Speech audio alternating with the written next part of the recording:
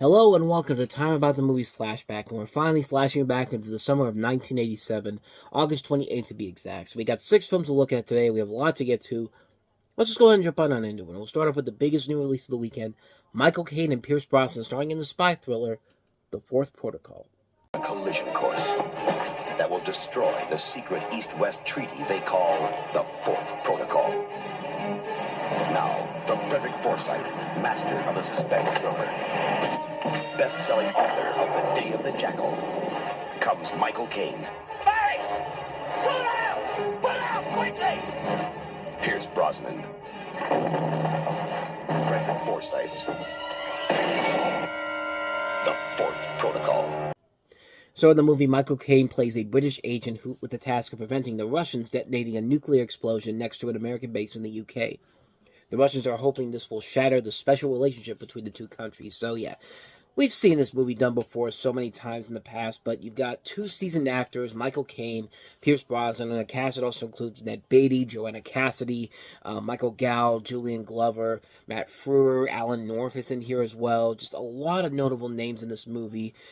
And it is a really good movie. It's a really good Cold War spy film for the 80s, and it's a film that has a lot of good talent across the board, based off of a book by Frederick Forsyth, and just a really good tension-filled film all around. The action sequences are very good, the action's very good too, the acting is great.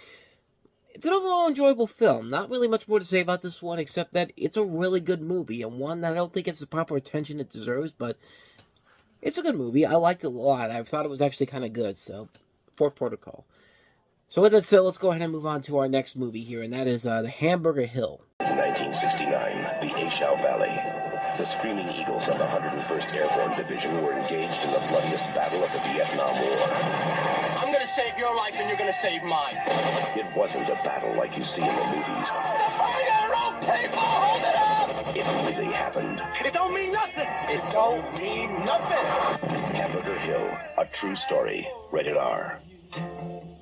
Now playing at a selected theater or drive-in near you. Another one of those movies that was trying to cash in on the success of Platoon. I think this was actually in production when Platoon was coming out, or before that, but this is a film that takes place during the Battle of Hamburger Hill in May 1969 during the Vietnam War by the USA's 3rd Battalion, 187th Infantry, 101st Airborne Division. Interesting, not 3 times fast, on a ridge of Dong Ap Bia near the Laotian border in central Vietnam. The ridge was a well-fortified position, including trench works and bunkers of the North Vietnamese Army. U.S. military records of the battle refer to the mountain as Hill 937. And you have a cast that includes Michael Boatman, who would later go on to star in another show about the Cold War. Is about the was trying to be set in Vietnam. I think it was.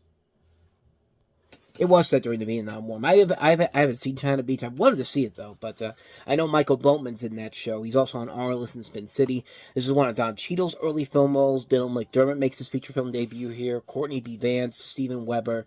So a lot of really good talent all across the board here, directed by John Irvin. And I thought this movie wasn't going to be as good because I felt like it was coming way too close after, Platoon and Full Metal Jacket had come out. I think those are far better movies, but it turns out they were very precautious on how they released this movie, Paramount was, because they wanted to see how Platoon was going to do at the box office. And, of course, that went on to become a massive hit and went on to win the Oscar for Best Picture. And then they pushed it back again when Stanley Kubrick wanted to get Full Metal Jacket out there. And so it's coming after those movies. And overall, yeah, I thought it was a very good film. I don't think it's as good as Full Metal Jacket. I don't think it's as good as Platoon, but it is a very good war film. I like the actors they have across the board here. I think they're all very good. They do a very good job of giving them a story to tell that doesn't feel like it's something we've seen done before. It is a really good film. It's a film that doesn't get the proper attention like Platoon or Full Metal Jacket does, but it's a very good film. It's a film I do recommend. It's that one I think is kind of a little underrated, but I thought it was pretty good. I enjoyed it a lot, so not much more to say about that one. So let's go ahead and move on to our next film, which is House 2, The Second Story. You were terrified by House. Now there's an all-new house.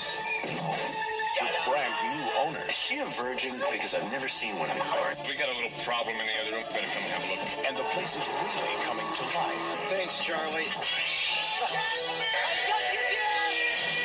House 2, the second story. I've seen enough tragedy and disaster to make you want to upchuck in your shorts. Rated PG-13. Starts Friday, July 10th at a theater near you. Well, because Norm was in the last movie, surely we gotta have Cliff in there. I really legitimately feel like that's the only reason they put John Ratzenberger in there, because George Will was in the first House. Now they have John Ratzenberger in this one here. But this is a sequel to the 1986 film House, which was a massive hit, and directed by Steve Miner, who did a couple of Friday the 13th movies. But this is a very standalone sequel, which is quite literally feels like the complete opposite of what the original film was. You know, in this film you have a duo of yuppies settling in an old family mansion and learn the existence of a crystal skull owned by a recent ancestor of one of them. They decide to unbury the ancestor in order to see if the skull was among his grave goods. Instead, they accidentally revive the ancestor in the form of a zombie. The mansion contains time portals into other historical eras, and the characters time travel to the Jurassic, to the Aztec Empire, to the American Old West. They bring animals and people from the past, but eventually decide to permanently settle in the Old West. And yeah, this is a film that definitely is not really much of a horror movie, more than it is a horror, more than it's like kind of a.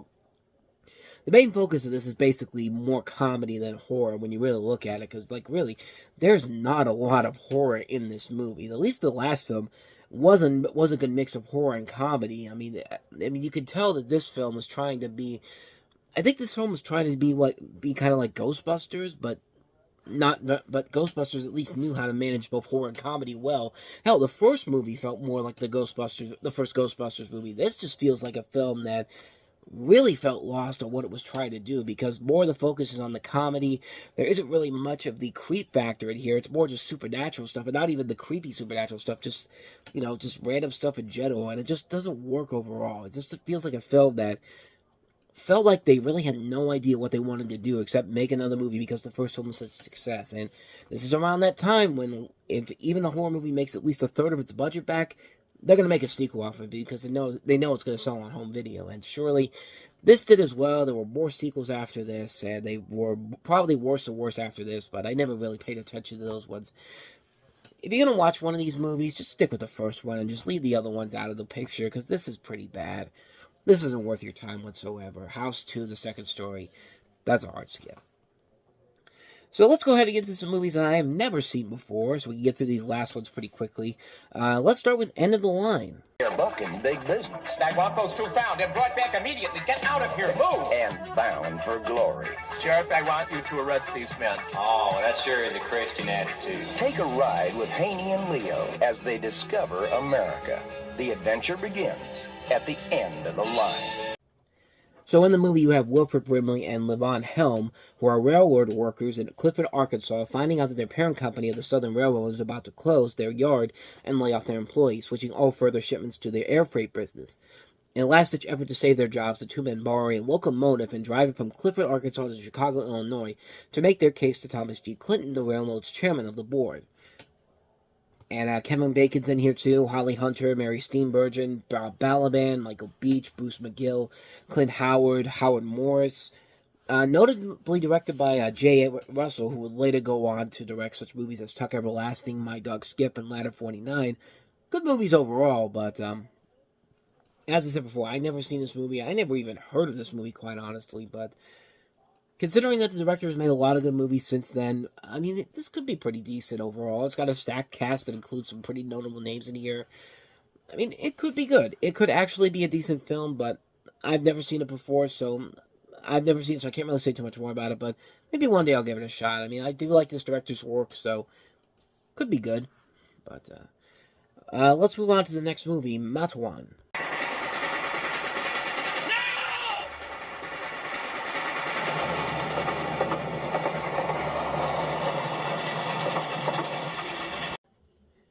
That's pretty much all I know about this movie, just that little bit of right there. But Chris Cooper made his feature film debut in this, so I guess that's something.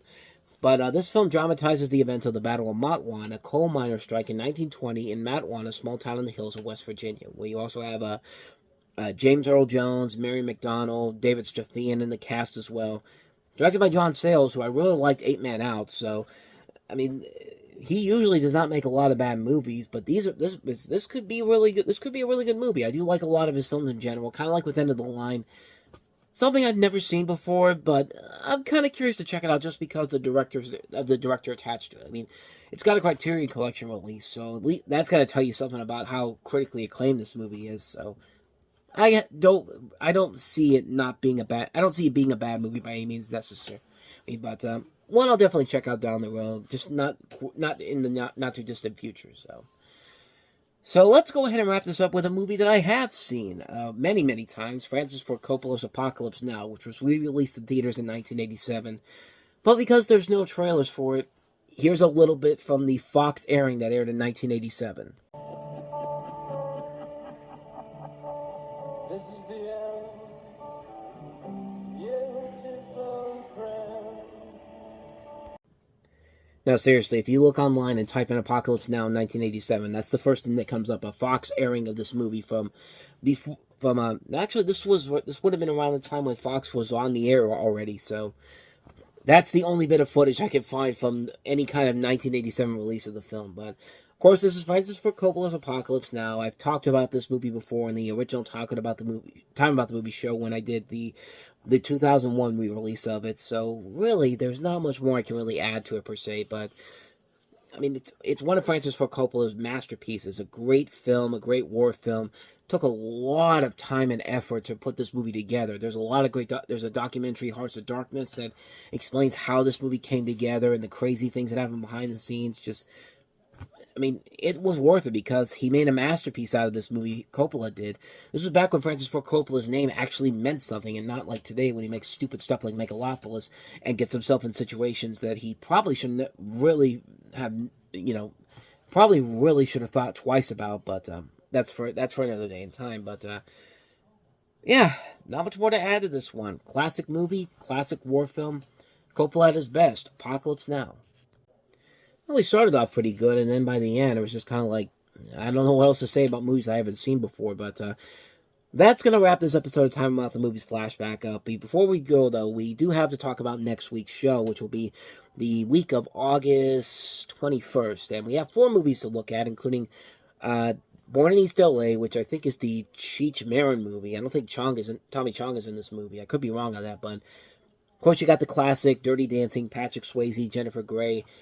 One of the most notorious movies of all time, the Garbage Pail Kids movie, comes out this weekend, and also Dennis Quaid and Ellen Barkin, and probably one of the best erotic movies ever made, The Big Easy.